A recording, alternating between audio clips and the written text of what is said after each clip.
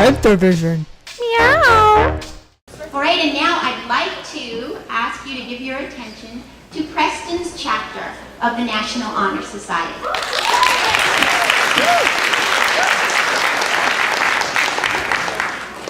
Good morning, and welcome to our National Honor Society Assembly. Today, we'd like to introduce you to an important book, Jacqueline Novogratz's The Blue Sweater. It is the story of a woman's vision to change the world and the obstacles she overcame to serve others. And our story starts with a blue sweater in Alexandria, Virginia. Meet Jacqueline Novogratz as a high school student. Hey Jackie, remember that great blue sweater, the one your Uncle Ed gave you for Christmas with the mountains on it? Jacqueline, time to go to school. Well, she wore it to school one day, and we all know what can happen at school. Hey, maybe we could go skiing down now. Novogratz? Oh, sir. Mom, I do not love this sweater anymore. But you love that blue sweater. No, it's history. Name tag it all. Well, do you know what happens to your clothing after you give it to charity? Often it goes directly into the international second-hand clothing market. Clothes are sold by the pound, loaded into containers, and shipped to almost anywhere in the world. Jacqueline and her sweater part ways. Then she attends and graduates University of Virginia, and then Chase Manhattan Bank hires her to work in its international banking division to track its grants and loans awarded in the third world. And now, International Loans and Charity Grants 101. Governments and charities fund projects in the third world. Projects receive these funds.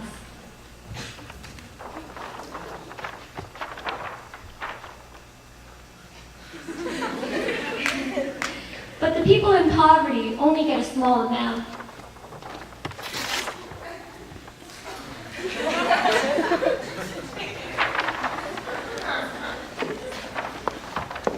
Last year, you received $500,000. Can you tell me how you spent it? Everywhere, Jacqueline faces challenges. As a white Western woman, many natives distrust her. Too many well-intentioned people and organizations have passed through their lives, to no effect. No one is accountable to produce any results with this money. Once again, microfinancing 101. Now this goes to a small local bank that makes loans as tiny as $50 to businesswomen who had never previously had access to any loans. And the women repay their loans. This is microfinancing because of the size of the loans. Any questions? What about the blue sweater? All right, so now we are in Kigali, Rwanda. Jacqueline helps the local businesswomen through microfinancing and solid business practices. And one morning, during her daily job, she sees a boy wearing her blue sweater. It's not just any blue sweater, it's the one she gave away in high school. She cannot believe it. What are the chances? If you multiple the number of children living in poverty in the third world, estimated at 674 million times one blue sweater, you get a 1 in a 674 million chance. Wow. She approaches the scared boy. But Jacqueline turns back the collar, and there is her name tag. It is her sweater. The blue sweater is a powerful symbol for the interconnectedness of all of us on this planet. We believe that Jacqueline is a passionate change agent. By allowing those in poverty to find their own human dignity through playing an active role in their own success, breaks the cycle of poverty. This is Christian social justice. Our mission is to help all men find their human dignity. No one wants a simple handout. They want the tools to feed themselves, develop their economies and their nations through sustainable projects funded by patient capital. Now that concludes our skit for today. Would all the actresses like to stand and take a little bow?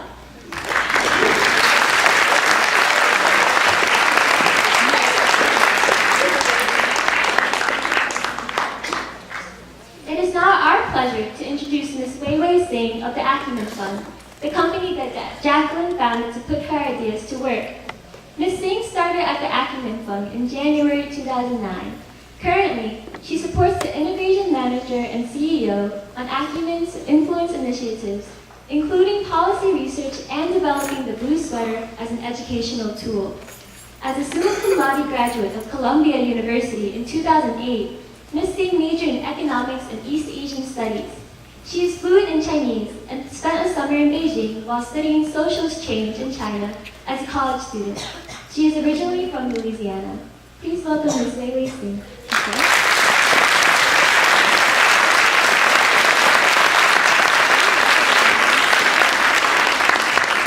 Hi everyone, thank you so much for having me here today and taking the time out to listen to me talk a little bit more about Acumen Fund. So thank you to the school administration and also to Mr. Bolani especially for organizing this, and to the girls for putting together such an awesome skit. It was really inspirational. Thank you.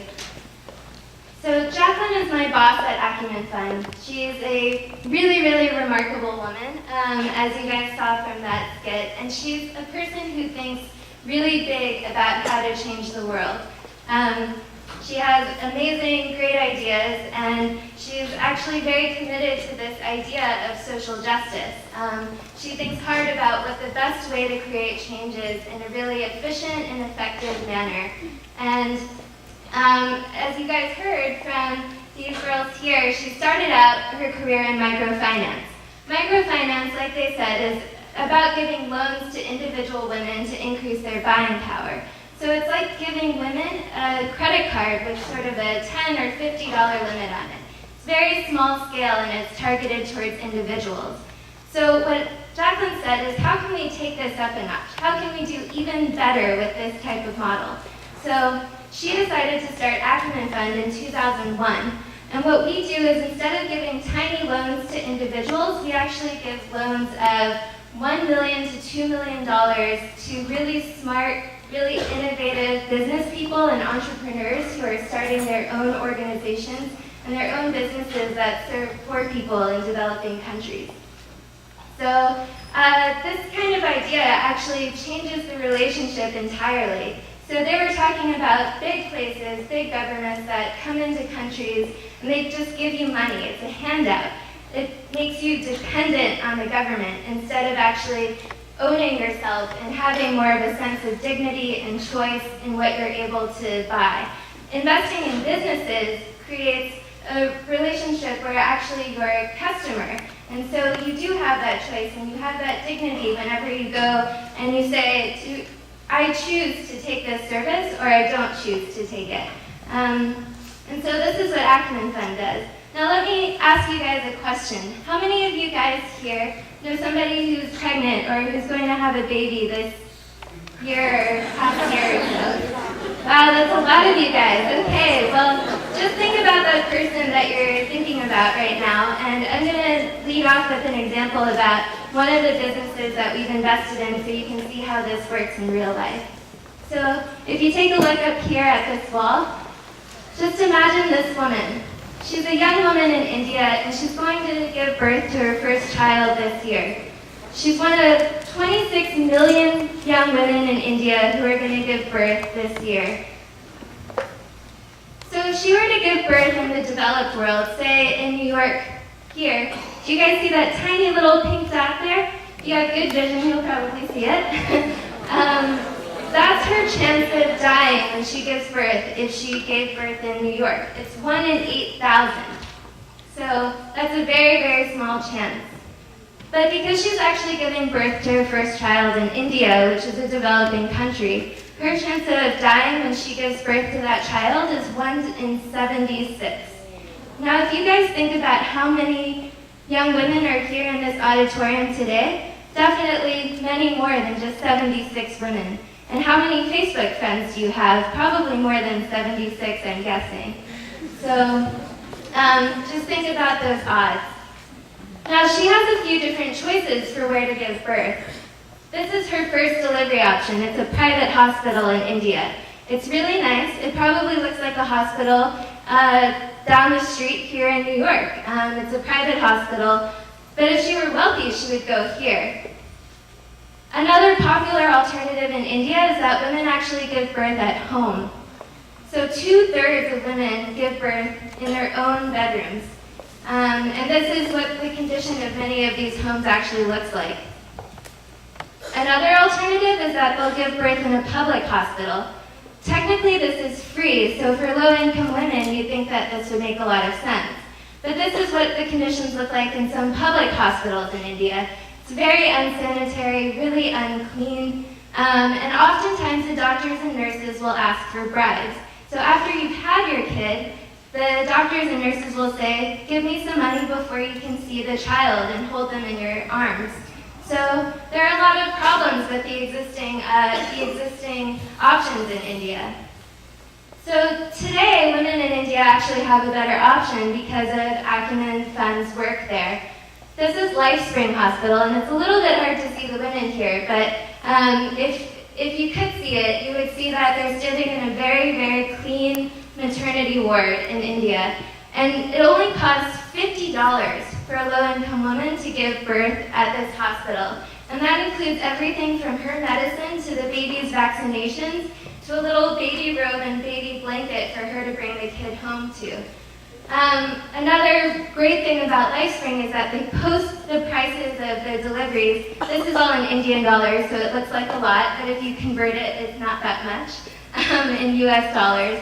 They post it clearly on the wall, just like that banner there. So none of the doctors or nurses will actually be able to ask for extra money because it's very transparent. So this is the LifeSpring model. And if you guys think about it, it creates this customer relationship. So women aren't seeing themselves as patients anymore, people who are passive recipients of people coming in from the US and sort of saying, oh, let me help you give birth. They're actually customers and they can make demands of the people because they've paid them money. So this is an example of the type of work that Acumen Fund does. What we did to start this hospital was we gave money. We actually loaned money to a really, really smart, really innovative entrepreneur who took this money and he started building hospitals. There are now 9 of these hospitals in India, and by the end of next year, there will be 18. And the goal is that with any business like this that we invest in, each one of them has the potential to serve millions and millions of women over time. So not just women, but millions and millions of people over time. This is our mission statement for Acumen, that one day every human being on Earth will have access to the critical goods and services that they need, including affordable health, water, housing, energy, and agricultural products to make choices for themselves and to pursue lives of greater purpose. So just thinking about that idea of really creating structural solutions that are long-term and affect really long-term change rather than short-term change. And this is what Acumen Fund does. And what each of you actually has the potential to do is go out and follow in Jacqueline's footsteps and become the change leaders of your next generation. You have to be daring, you have to be courageous, but I know that you all can be. It takes a lot of compassion and vision, but I think that the cause of social justice is really worth it for all of us. So thank you again for having me here today, and I hope you guys all get the chance to read more stories like Jacqueline's and get a chance to, I think Mr. Bellani's pulling back up the book, but to read more stories like this, like Martin Luther King, for instance, as well, and to go out there and to make a difference in your own right. So thank you guys very, very much.